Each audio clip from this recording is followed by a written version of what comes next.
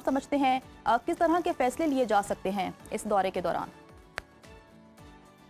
जी, बहुत शुक्रिया जन्नत और उज़ैर, आपका आपने इनवाइट किया। ये वेलकम। बहुत अहम दौरा भी है और बहुत अहम मोड़ पर भी है ये जंग, या जो भी इसको अमन का नाम दे, या एमओयू और एग्रीमेंट जो एक्सटेंड हुआ है। हुँ, बड़ा इम्पोर्टेंट इसलिए है कि ज़ाहिर है ऑलमोस्ट तकरीबन 160-70 दिन हो गए, दुनिया हॉस्टेज बनी हुई है।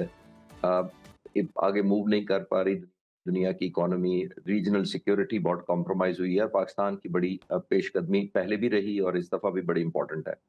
और ज़ाहिर है वजह ये है कि दोनों साइडें एग्ज़ॉस्ट हो चुकी हैं, दोनों ने बहुत नुकसान उठाया है। ज़ाहिर है दुनिया ने भी प्राइस दी, दोनों मुल्कों ने भी प्राइस दी। तो आई थिंक आने वाले वक़्तों में मैं देख रहा हूँ कि मेरी नज़र में अब कंसेंसस हो जाना चाहिए, क्योंकि अब मुकाबला हुआ है इस हुँ, वक़्त कि कौन ज़्यादा पेन कॉज़ कर सकता है या इन्फ्लिक्ट कर सकता है और कौन ज़्यादा एंड्योर कर सकता है। मुकाबला इस चीज़ का हुआ है। ईरान ने साबित किया कि वो पेन एंड्योर ज़्यादा कर सकता है पहले राउंड हुँ, में।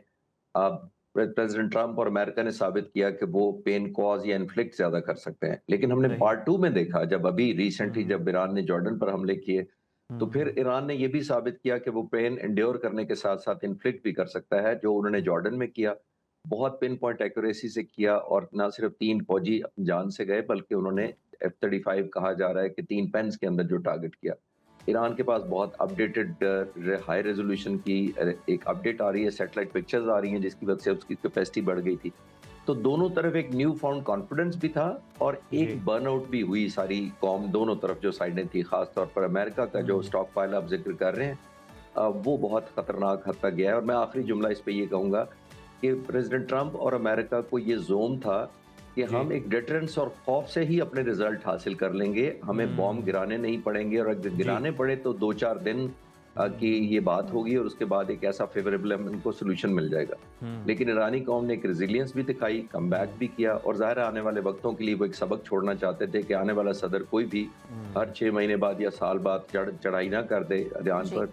आने वाले वक़्तों में मेरा ख़्याल है ये अब न्यू डायरेक्शन होगी ये जंग की, और जो पीस होगा इसमें। बिल्कुल, खालिद साहब, न्यू डायरेक्शन होगी और वो कहते हैं ना कि मिसाल भी हमारे यहाँ दी जाती है कि मारने से डराना अच्छा होता है, लेकिन अमेरिका ने जब मारा तो फिर जवाबी जो मार पड़ी है उससे बौखलाया हुआ हमें नज़र भी आ रहा है। और खालिद साहब, जिस तरह से आपने बताया कि पहले फेज़ में क्या हुआ, दूसरे पार्ट में क्या हुआ, उससे पहले भी आप एक बात कर रहे थे कि जो ईरानी ड्रोन्स हैं, जो टेक्नोलॉजी है वो इतनी सस्ती है कि उसको मारने के लिए, उसको मार गिराने के लिए अमेरिका के जो इंटरसेप्टर्स यूज़ हो रहे हैं वो कई कई लाख डॉलर के हैं और वो बड़े महंगे हैं। और अब रिपोर्ट्स भी ये बता रही हैं कि अमेरिकी फ़ौज के जो गाइडेड इंटरसेप्टर्स हैं और तवील फासले तक मार करने वाले मिसाइलों के ज़खायर, उनमें बड़ी कमी वाक़ई हुई है। और जो अब 5,000 अब नए वो ऑर्डर दे रहे हैं, अब वो भी कोशिश कर रहे हैं कि वो सस्ते हों, क्योंकि अब पहले जो है बड़ा नुकसान उठा चुके हैं वो ईरान के साथ इस मामले में। उज़ैर, देखिए ये वर्ल्ड वॉर या उससे पहले की जो जंगें होती थी, वो होती थी स्टील वर्सेस स्टील, जी। Tank versus tank, jet versus jet. अब नहीं होता ऐसा, क्योंकि अब जंगें वो जीतेगा जो ज़्यादा पेन इन्फ्लिक्ट करने की सलाहियत रखेगा, नंबर 1। हुँ, दूसरा ये है कि अपने लिए कितनी सस्ती जंग रखेगा और दुश्मन के लिए हुँ, कितनी महंगी कर देगा, इक्विपमेंट हुँ, वाइज भी, फाइनेंशियली भी, और पेन जितनी कॉज करेगा। जी। तो अभी हमने देखा कि ईरान ने जो इंड्योर किया, उसने स्टील वर्सेस स्टील नहीं किया। उसने चंद हज़ार, कई दफ़ा हम बात कर चुके हैं, ड्रोन्स को मुकाबला करने के लिए पैट्रियट जो फायर किए हुँ, जाते थे वो 3 से 4 मिलियन डॉलर के थे। हुँ, और 3 से 4 मिलियन डॉलर का चांस अमेरिका इसलिए नहीं ले सकता था कि अरब मुल्क, जिनको वो तकरीबन 16 के करीब बेसिस थे यहाँ पर, उनको ये भी अश्योर करवाया गया था ओवर द डिकेड्स, और कई दिहाइयों से कहा जाता था कि अमेरिका दिफा करने को आया है और हुँ, रहेगा। हुँ, जब उन मुल्कों ने देखा कि वो जी। सिक्योरिटी भी ब्रीच हुई, उन मुल्कों को हिट भी हुआ, पब्लिक ओपिनियन भी खिलाफ हुई, और वो ज़ोम उन मुल्कों का भी टूटा कि यहाँ पर कोई हमला नवर नहीं हो सकता, जी। तो ईरान ने एक न्यू पॉलिसी किया। जैसे मैंने कहा कि आने वाली जंगें होनी ही यही हैं कि आप क्या नैरेटिव, परसेप्शन और विल टू फाइट दुश्मन की कैसे ख़त्म करते हैं, ज़्यादा पेन इन्फ्लिक्ट करते हैं। मैं अक्सर बात करता रहता हूँ, जो पिछले साल मई 2025 में हिंदुस्तान पर हमने हमले किए थे, हमने पेन ज़्यादा इन्फ्लिक्ट की थी, नंबर 1। हुँ, अपने लिए इकोनॉमिकल रखी थी through firing drones and unmanned aerial loitering munition, और हिंदुस्तान के जहाज़ गिराने के बाद उनको ज़ाहिर है बहुत महँगी लगी। तो यही यहाँ पे हो रहा है। जैसे मैंने कहा कि अब इंटेलिजेंट मूव्स क्या होंगी, आपकी डिपेंडेंसी फॉरेन एड और बाहर के इक्विपमेंट पर कितनी है, अपनी सेल्फ जो जनरेशन आप करते हैं, जो कि ईरान करता है, तो उसने कामयाबी से ओवर पीरियड ऑफ टाइम ये सीख लिया था कि आने वाले वक्तों में अमेरिका और इजराइल जैसे मुल्क ने ही हमला करना है, और अगर अमेरिका और इजराइल आप पर हमला करेगा तो दुनिया का कोई मुल्क आपके लिए या आपकी हिमायत में आने की हिम्मत नहीं करेगा, और वही हमें यहाँ नजर आ रहा है। अच्छा सर, ये कहिएगा कि मिड टर्म इंतखाबात करीब हैं, अमेरिका में ईंधन की कीमतें मामूल से ज़्यादा हैं, तो आपको क्या लगता है कि ट्रंप ये जंग बंदी और डील के लिए दबाव बढ़ा रहे हैं या उन पर दबाव बढ़ रहा है? जी जन्नत, देखिए दोनों तरफ से साइकोलॉजिकल और माइंड गेम भी होती है। यानी आप, जैसे मैंने पिछले सवाल के जवाब में अर्ज किया कि आप बिल टू फाइट खत्म करते हैं, लेकिन अंदर क्या प्रेशर नुमाया नहीं करते। ईरान को भी शायद अमेरिका की और नेतन्याहू की कमजोरी पता है कि 2 महीने बाद नेतन्याहू का इलेक्शन है और 3 महीने बाद प्रेसिडेंट ट्रंप का इलेक्शन है। दुरुस्त। ईरान भी इसीलिए ड्रैग भी कर रहा था और वो चाह रहा था कि एक एलिमेंट ऑफ एम्बेरसमेंट पैदा की जाए, और प्रेसिडेंट ट्रंप पर ये डेफिनेटली प्रेशर था कि उनको पता था कि अगर मैंने जल्दी जंग वाइड अप ना की, इलेक्शन पर फोकस ना किया, पब्लिक वेलफेयर की बात ना की, ऑयल प्राइसेस कम ना हुई, पब्लिक ओपिनियन मेरे खिलाफ ग्लोबल भी और डोमेस्टिक भी अगर सबसाइड ना हुई, तो चांसेस हैं कि वो इलेक्शन हार जाएंगे। तो आई थिंक उनके लिए भी बड़ा इंपॉर्टेंट था। और दूसरा, आपने देखा कि शो स्पॉइलर के तौर पर इसराइल रिपीटेडली इसको खराब भी करता रहा है, कई जगह फॉल्स फ्लैग ऑपरेशन की भी रिपोर्टें हैं। उसकी वजह यह है कि इसराइल को पता है और खासतौर पर नेतन्याहू को पता है कि उसकी ये एग्जिस्टेशनल थ्रेट है, उसके लिए अमन होना यहाँ पे। यानी जितना यहाँ पे रहेगा जंग का माहौल, उतना ही अपने लोगों को वो हिजान खेजी, सनसनी खेजी और एक एलिमेंट ऑफ एश्योरेंस देता रहेगा कि अभी तो हमने ईरान को क्रिपल करना है, अभी तो हमने टेक ओवर करना है, रजीम चेंज करनी है। यानी लोगों के अंदर एक फॉल्स होप या गलत उम्मीद पैदा किए रखेगा बुनियादी तौर पर नेतन्याहू। तो आई थिंक ये सब कुछ समझते हुए ईरान ने एस्केलेट भी किया, और जाहिर है फिर एक साइड को डी एस्केलेट करना पड़ता है, जो कि इस दफा प्रेसिडेंट ट्रंप लग रहे हैं।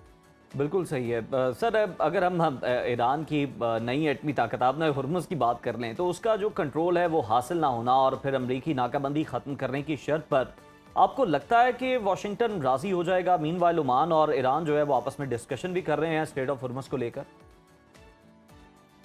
उज़ैर, मेरा मानना यह है कि स्टेक्स इतने ज्यादा हो चुके हैं, हाइप इतनी ज्यादा क्रिएट हो चुकी है, दुनिया उन ऑब्जेक्टिव्स को जो अमेरिका और इसराइल ने सेट किए थे हमला करते वक्त, रजीम चेंज था आपके सामने, न्यूक्लियर था, उनके मिसाइल टेक्नोलॉजी थी, सब कुछ उनके लोग भूल चुके हैं। एक चीज सबको याद है, वो है स्ट्रेट ऑफ हॉर्मुज़, क्योंकि अमेरिका ने इतना ज्यादा फोकस किया और ईरान ने इस सब्जेक्ट पे इतनी रेजिलियंस दिखाई कि वो एक वॉर ट्रॉफी के तौर पर सामने आया है। हमें लगता अब ये है कि जिसके पास स्ट्रेट ऑफ हॉर्मुज़ चला गया वो जंग जीत जाएगा। तो प्रेसिडेंट ट्रंप भी ये चाहते हैं कि किसी तरह लोग ये भूल जाएं, और ईरान चाहता है कि मैं भूलने नहीं दूंगा। मेरा ख्याल ये है कि जो MOU होगा वो 60 दिन या 90 दिन का ही होगा, ताकि दोनों मुल्क चाहते हैं, दोनों साइडें चाहती हैं कि लोगों के और हम जैसे मीडिया के लोगों के ज़हनों से ये फेड आउट हो जाए जंग, यानी आहिस्ता आहिस्ता डिमिनिश कर जाए।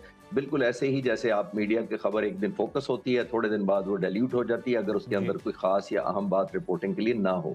तो आई थिंक ये चाहते हैं कि डाइल्यूट हो, फेड आउट हो जाए, ताकि आहिस्ता आहिस्ता है कि दुनिया के लिए न्यू नॉर्मल बन जाए और दुनिया उस तरह अकाउंटेबिलिटी दोनों साइडों की ना करे। और आखिरी जुमला मैं बड़े इंपॉर्टेंट कहना चाहूंगा कि आयतुल्लाह खामनाई की शहादत के बाद जो मुश्तबा खामनाई और उनके जो साथियों को IRGC को जो एक डिग्री ऑफ एश्योरेंस मिली है, वो भी उन पर कर्ज चढ़ गया है। लोग समझ रहे थे कि हमें बदला लेना है, हमें सीजफायर नहीं करना है, और आने वाले वक्तों में मुश्तबा खामनाई की हुकूमत की लेजिटिमेसी, उनकी अपनी लीडरशिप की लेजिटिमेसी डिपेंडेंट होगी कि वो कितना जबरदस्त या फेवरेबल एक डील लेकर ईरानी लोगों को दिखाते हैं। वो साबित करते हैं कि मैं देखें इतना ज्यादा जो रेजिस्टेंस दिखाई, कुर्बानियां दी, लोगों ने जाने दी, उसके बदले में ये फतह लेकर आपको आया।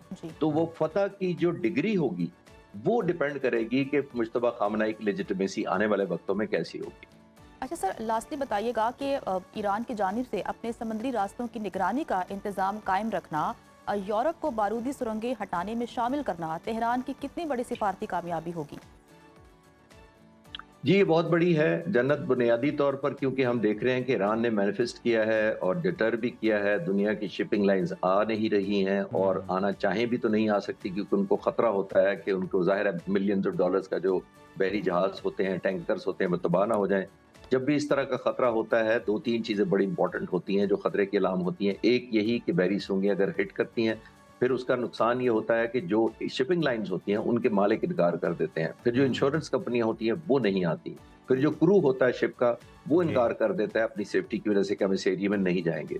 तो जाहिर है जब तक हाईएस्ट डिग्री ऑफ इंश्योरेंस ना हुई और वो सर्टिफिकेशन इस सूरत में सिर्फ ईरान ही कर सकता है जिसने माइंस ले की होती हैं। जी। और अमेरिका के पास इस वक्त कोई खास आर्सनल या शिप रहे भी नहीं है जो शिपिंग लाइन क्लियर करें जो इस तरह के जो माइंस को यूरोप के पास हैं उनकी मदद लेने के। लेकिन सबसे ज्यादा आप इंगेज करके ही माइंस को हटवा सकते हैं। आपको स्वीपिंग के लिए कई महीने चाहिए होते हैं और अगर ईरान चाहेगा कि यहाँ कोई एंटर ना हो, इवन माइन स्वीपर्स भी ना एंटर हो, तो नहीं हो सके। बिल्कुल ईरान की को मर्जी engage पे करके डिपेंड करता है। उनके ईरान नहीं चाहेगा तो वाकई कोई इस एरिया के अंदर एंटर नहीं हो सकता। और फिर जिस तरह से ईरान ने हमले करके दिखाया भी था कि वो कितनी दुरुस्तगी के साथ निशाना बना सकता है, तो यकीनन जो आलमी शिपिंग कंपनियां हैं उनके भी कंसर्न्स हैं। बहुत शुक्रिया air commodore retired Khalid Chishti साहब का।